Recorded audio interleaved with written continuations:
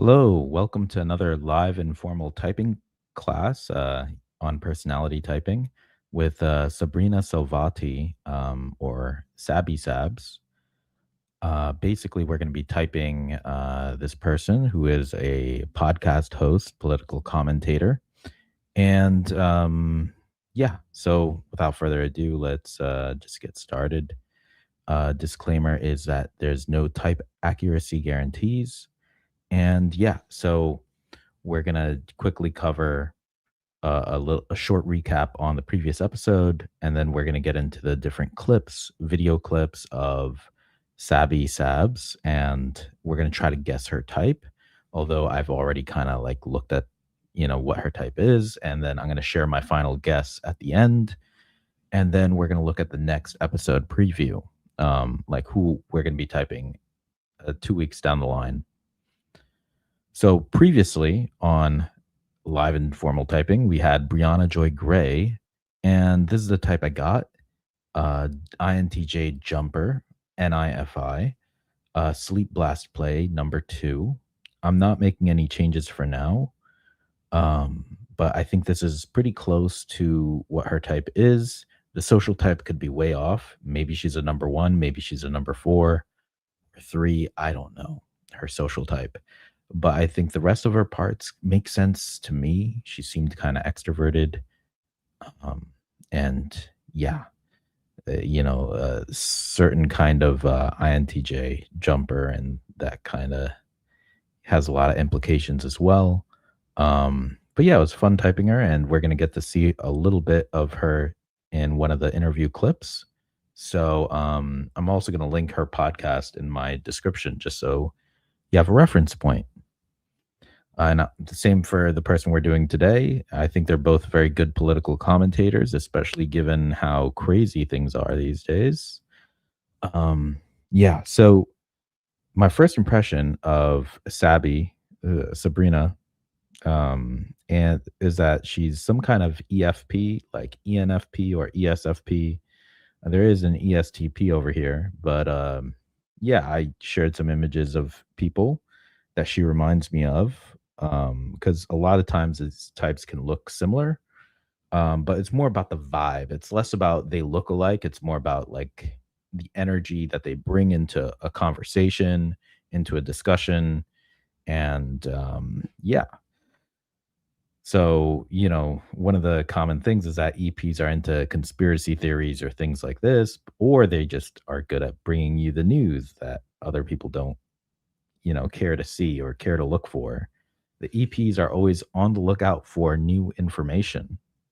And that's something we often forget, that, EPs are very much an exploring type. So we're always, I myself am an ESFP. So I'm always on the lookout for what's new, what kind of new information do we need to get ahead of? Do we need to find?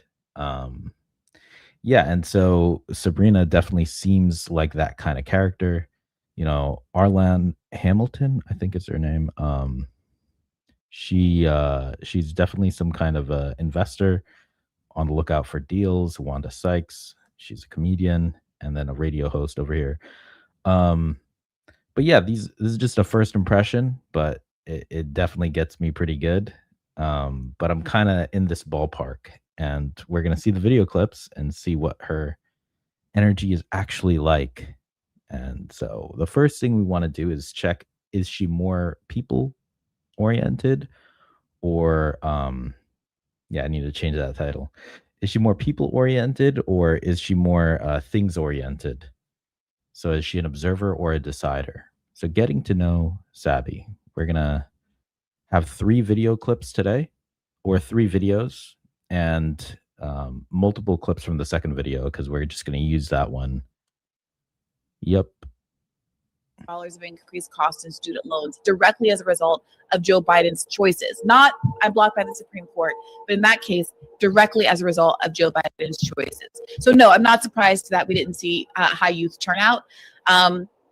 This was in some ways, very predictable. It's always interesting too, because you mentioned Bernie Sanders, and that was one of the things I wanted to talk to you about. Bernie Sanders was able to energize a broad coalition. A lot of people point out the younger voters, but I remember going to Bernie rallies in 2020, and I met all different types of people. Yeah. Independents. There were some conservatives that were at Bernie's rallies too. That was interesting. But all different types of people, different ages, etc. I feel like Bernie Sanders created the blueprint of how to really create a massive political movement across the country, and getting people of different political ideologies and the working class base together. Kamala Harris decided not to use a blueprint that was created that just showed you how to get the people to come out and support. And I want to ask you, why do you think that is? Because one of the biggest things that I heard from people is that Kamala Harris isn't talking about the economy. She has no working class agenda for the people. She talked about the housing, $25,000 down payment, which actually turned out to be a tax credit. And that was all confusing to people, all these different tax credits. And it's just like, even when it came to a minimum wage, Jordan Sheridan was on the show recently, and he said he saw billboards in Pennsylvania that said Kamala Harris supports increasing the minimum wage. And he was like, yeah, but to what? You know, she wasn't running on a working class agenda. And why do you think that is? Do you think it's because of the consultants that were a part of her campaign, or do you think that that was just solely her decision? I think it's totally a donor class issue. I mean, you might have seen this report about a specific ad that frankly tested. All right. So basically, what did we get from there? I kind of put a note there about blueprints being a pathway for observers. So Bernie Sanders laid out a blueprint. So that's kind of what Sabby is looking at, is what is the blueprint to a political future, a good political future.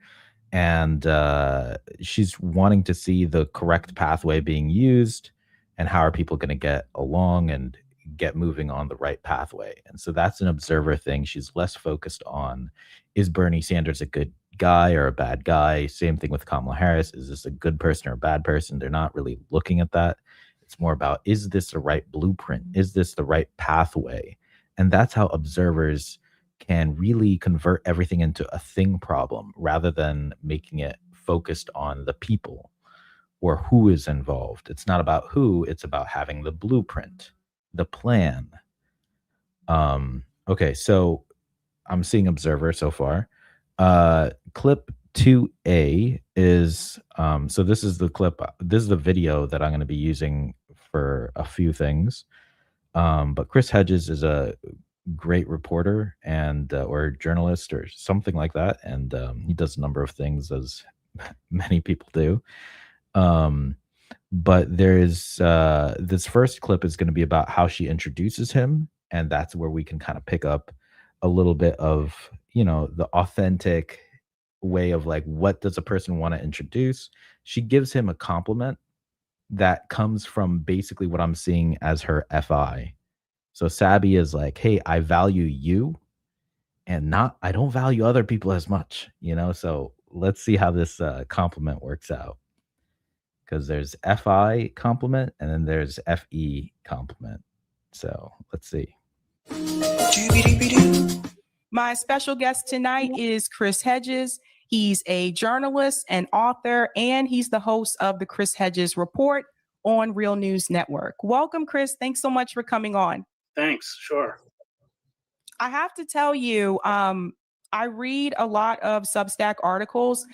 I don't get to read everyone's all the time, but I do take an effort to read yours every week. I think they're really good.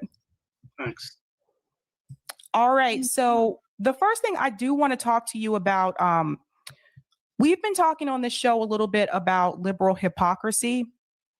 And it's just something I've noticed. I've lived in Boston for like 10 and a half years now, and I've noticed it more so here than I did when I lived in the South. And a couple of years ago, there was a Boston Globe study that revealed that white families in Boston had a net worth of $250K roughly, and Black families had a net worth of $8. I know that at some point you lived in the Roxbury neighborhood in Boston. Today, that neighborhood is being heavily gentrified, like a lot of the other ones in the Boston area. And so local Bostonians have been pushed out due to increased rent. There's a significant racial wealth gap in Boston as well that's also happening. And unfortunately, what I've noticed it's been mainly liberals that are driving that wealth gap. And so the question that I have for you, why do you feel that this is happening by the same group that tends to preach a lot about equality? Well, because that's precisely what they do. They preach about it, but they don't do anything about it. So I always say I learned to hate liberals when I went to Harvard Divinity School and I lived in Roxbury and commuted into Cambridge, where all my classmates were talking about empowering people they never met. They would go to, this was the time of the Sandinistas, they would go down to Nicaragua and pick coffee for a week and then spend the rest of the semester talking about it, but they wouldn't spend 20 minutes on it. Yeah, so we got it. Basically, the initial compliment was a very feelings-oriented compliment, and it's kind of like, I value you, basically what I said. But yeah, it's interesting to hear. Also, she's looking at the different concepts of things. That's something to get familiar with. We'll move on to the next one. But that one's mainly to see, how she's using feeling and also kind of self above tribe, meaning like, why are these people not living up to what they preach? So we'll watch out for that as well. If we're seeing more signals for FI or self above tribe and feeling, and then we're also going to take a look at what kind of intuition or sensing is this. So let's see if we can kind of juggle all these balls in the air. With this next clip, we're going to see her kind of distinguish between different concepts. And this is to see, is she using extroverted intuition? And if she is, like, what is that actually doing? How is she looking at the different concepts and the abstract layer of things? Is it stacking or is it kind of clumping? Recently, we have a newer mayor here in Boston, Mayor Michelle Wu. She was pretty much the progressive candidate, so to speak, but she has not been, I would say, governing that way as a progressive. So recently, we did have white supremacists march through downtown Boston. This has been happening across the country through the Patriot group. And Michelle Wu, rightfully so, called it out. But at the same time, I talked to Mayor Wu and I explained to her why, you're allowing developers to come into these communities like Jamaica Plain and Roxbury, and you're allowing those developers to buy those apartment buildings and push those residents out. So these are their communities. This is where they've lived their whole lives. So I get that you're calling out overt racism, but at the same time, I feel like you're somewhat complicit in systemic racism, which keeps people, constantly struggling here in an expensive city to begin with. Right. Well, that's the whole point. They don't address institutional racism. All those interlocking systems to keep the work to keep the poor, the courts, the schools, the police, the probation officers, the banks, that red line, nobody can get loans. I mean, so that's never addressed. So I teach in a prison. Sometimes most of my students will come from cities like Camden, which I think is 97% people of color. And they'll sometimes say, a student will say, well, I know nobody ever said the N-word to me. Nobody ever. And I said, well, okay, describe to me what your public school looks like. And of course, it's a shambles. They go through metal detectors and they can't get an education beyond basic numerical literacy. And I said, okay, now I'm going to describe to you what the Princeton public school looks like. I live in Princeton with its $1 million black box theater and its Olympic size pool and its array of, I said, that's racism. That's how it works. Well said. One of the things we've been talking about over at RBN, we are, pretty much done with the two-party system. A lot of us were supporters of Bernie. Yeah, we're going to get to this clip in the next one. But basically what we're seeing here in the beginning is that she's using intuition and kind of mapping the different types of classifications or concepts of what is covert racism versus overt racism. And that is a distinction. Now, I do have her as a specialist, not a generalist, where a specialist will get into the nuances of things. But one of the situations here is that she's also talking not only about the nuances, but about the concepts. And the concepts here is, what kind of racism is it? Is it overt or covert? Is it in front of your face or is it behind the scenes? Is it institutional? Is it systemic? And so these are concepts that, if you're talking to someone who doesn't know what it means, then you're really talking to a wall. So a lot of intuitive people will use concepts. And if you're left behind, then, that's just sad for you. I mean, it's hard, it's tough, but, they try their best to communicate what things mean and the level with whoever they're talking to. But I think at a certain point, when you're talking in concepts, it can be very difficult to track. And I'm seeing that she is talking a lot in concepts. So I'm possibly seeing extroverted intuition there. But we're going to continue from where that clip left off. And we're going to see, are we seeing extroverted intuition? Are we still seeing introverted feeling? And as far as the feeling goes, like, you notice her facial expressions, like, people with a lot of feelings, like, their facial expressions will change and they'll react in their face to what the other person is saying. That's as opposed to someone who has feelings, very, not, some people have a harder time accessing their feelings, so they're not going to have as much facial expression. But Sabby, on the other hand, definitely has some expressions here.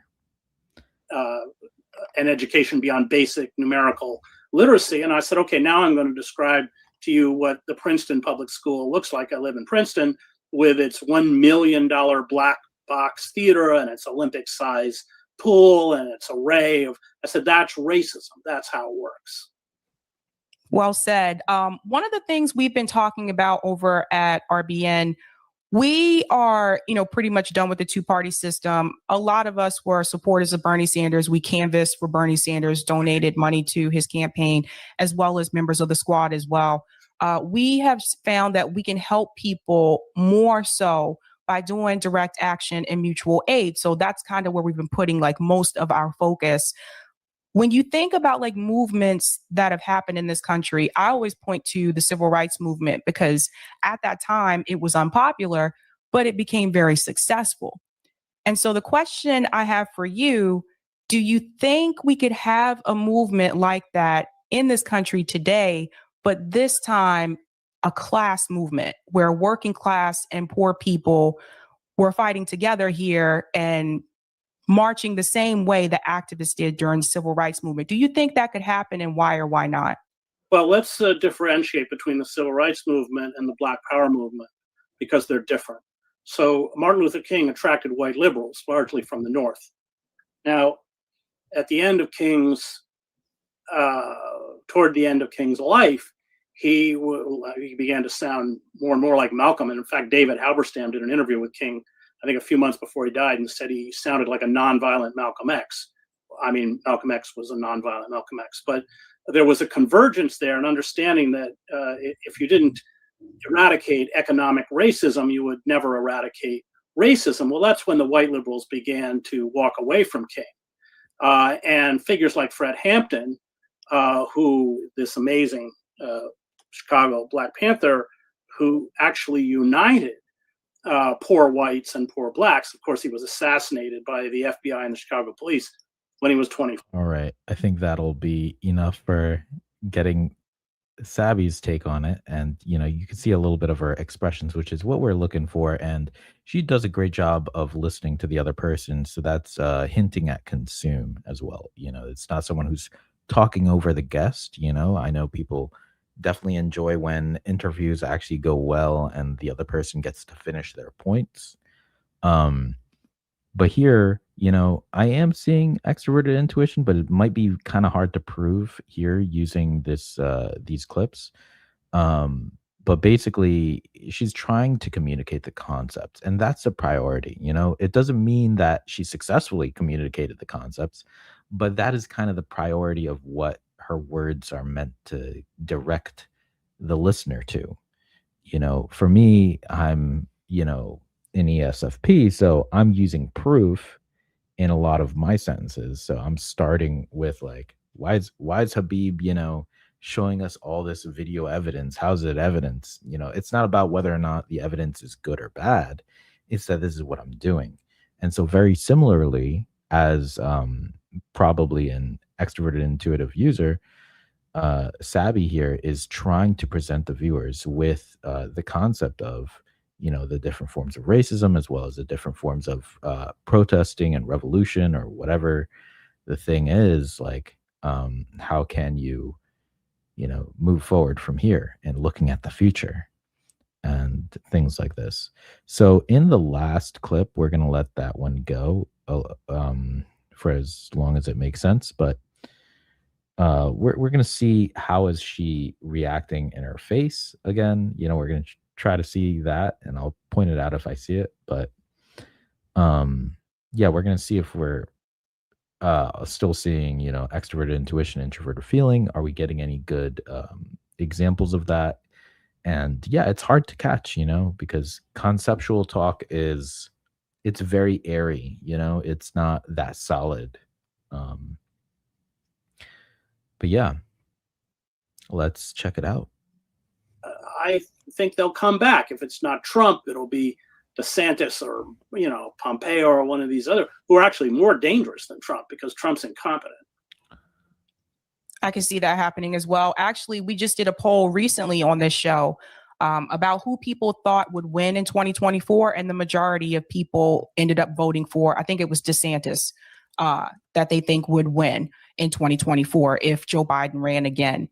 But I think when you talk about the system, being fixed, what do you say to people who still, want to try and believe in that strategy of like trying to put progressive through the Democratic Party? Like, I don't think it works, because I feel like you are taking them and you're putting them into a system that they're supposed to be fighting against, right? They're fighting against corruption. They're supposed to be against corporate money, but you're putting them into the same party that is corporate owned. And that party isn't really going to let them do what they want to do. I think we've seen that multiple times recently with Nina Turner. She came forward and she said in a recent interview with Status Quo that the squad did not support her for her recent campaign because they were threatened. And they went on to say some of those threats included losing committee assignments, having primary challengers. I don't really consider that a threat per se, but those were some of the threats that they received. So what do you say to people that still want to try to do that strategy? And if progressive members in Congress were to contact you today and ask you for advice, what advice would you give them? Well, they have to care more about their principles than they do about their career. And unfortunately, they care more about their career than they do about their principles. They don't want to pay the price. They don't want to pay the political price. So I don't, there's very few people, Matt is a perfect example. The Democrats were terrified of Matt O because he ain't going to back down. So they had to eradicate him. They had to make sure that he couldn't even run as a candidate. I mean, it shows you how frightened they are, because I don't think the Green Party is going to pose any kind of a real threat. They went after Jill Stein. They went after Ralph. I think Ralph's height, I think he polled in 2000 about 4%.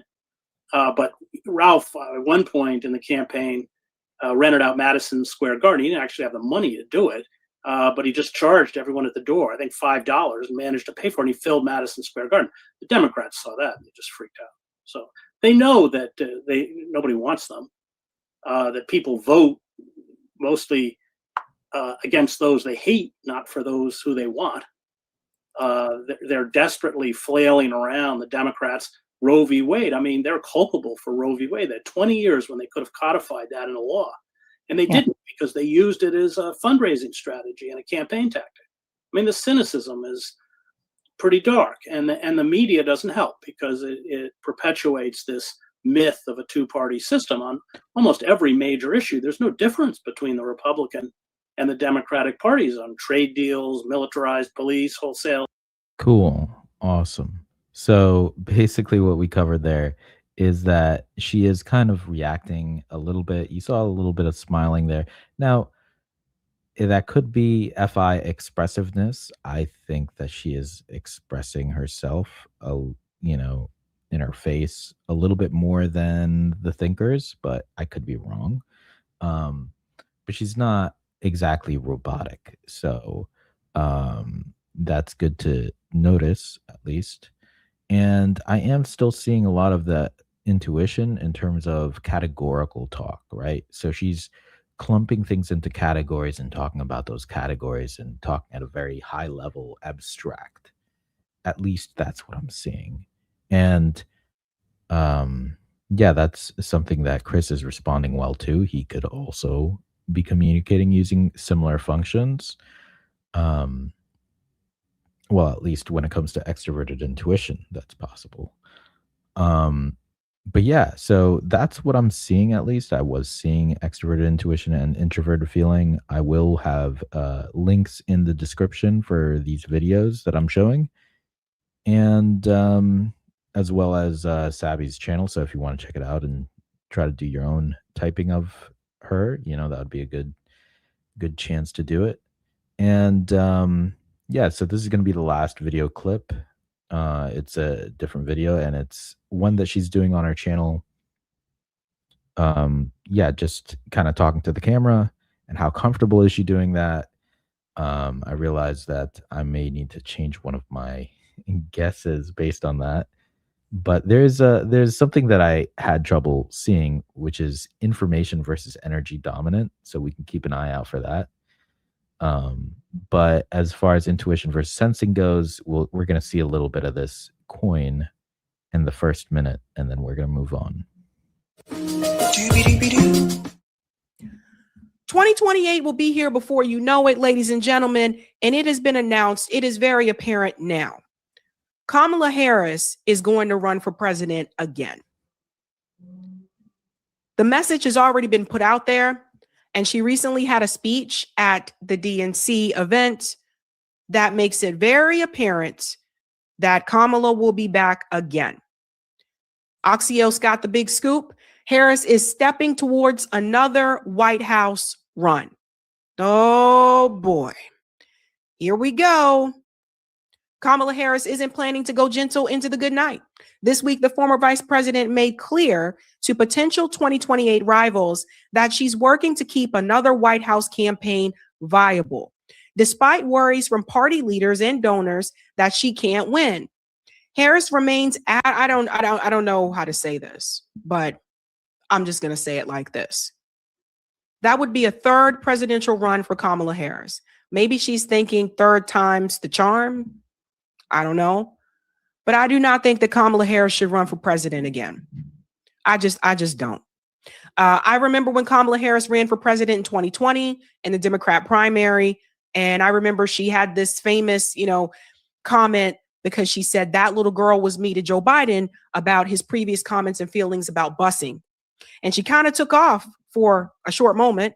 And then that moment was crushed when Tulsi Gabbard revealed her record on criminal justice, marijuana, etc. That was it for Kamala. That was 2020. Okay. So, and we're seeing some of that. And so not only was I seeing extroverted intuition, I'm also seeing the masculine introverted sensing on the other side of that. And that was a good example for that because she is able to track Kamala Harris and her record and the masculine SI of like, hey, this detail happened in this way. And so, yeah. But the main reason for me showing this clip is just to say that, hey, what the intuitive people are doing is they're trying to keep an eye out for the future and what's happening in the future. And so, no one's really talking about this, but, Sabby is already kind of, smelling in the air like, hey, who's going to run in 2028 while we're still in 2025? It is December, but, it's still a couple years away. And so when you have intuition, you're kind of living in the future a little bit, which can be good, can be bad, so, but it's something that she's trying to get ahead of. And she is very comfortable guessing, at least from what I'm seeing here. And, yeah, so that's the predictability with typing is that if you have a certain guess for someone's type and you let them talk about whatever, you're going to see the intuitive's guessing, you're going to see the sensors giving proof, like I am right here. And yeah, that is just how it goes. But we are guessing here, and we don't know anything for sure. So the next thing to do is I'm going to share my narrowed down guess, and then we're going to wrap it up. So narrowing down at first, I saw intuition, and well, we all saw intuition, I hope. At least, if that's right, I don't know. But assuming this is right, it's some kind of intuition, some kind of observer. And then, feeling is what we're seeing. And I'm thinking that it's self above tribe. I'm thinking that it's DI. Kind of reminds me of someone in the community. I put it in the first impression slide. Gingerly bread kind of reminds me of her a little bit. Who is an ENFP, but we're narrowing down a bit more. And we got ourselves OE and play. So that is a gathering person, someone who is taking in all the different sources of, concepts, and also playful, playing off the other person, not leaving people hanging, right? Whereas the other guy kind of, he might be more sleepy. At least he seems that way. But she's kind of going back and forth between whoever she's talking to on a podcast or whatever. So I'm kind of between these two types. Is it information dominant or energy dominant? My initial guess is that this is an energy dominant ENFP, but I could be wrong about the animal stack there. But the big picture is that I'm seeing Sabby Sabs as a standard ENFP. That's my initial guess, and a social type number 3. MF, NEFI, consume, play, sleep, blast, last, number 3. So yeah, I mean, it's good to have a journalist with this kind of type. So the alternate guess is that it's consume, play, blast, sleep, blast. No, I don't know. That could be the correct type for her. She is able to talk, and that's something I really, the last two animals, which order is it? I don't know. This could be it. So that would be the same type as Megyn Kelly minus the social type. I don't know what Megyn Kelly's social type is, but he's very good at journalism, at least one side of the spectrum, looking at the future using NE.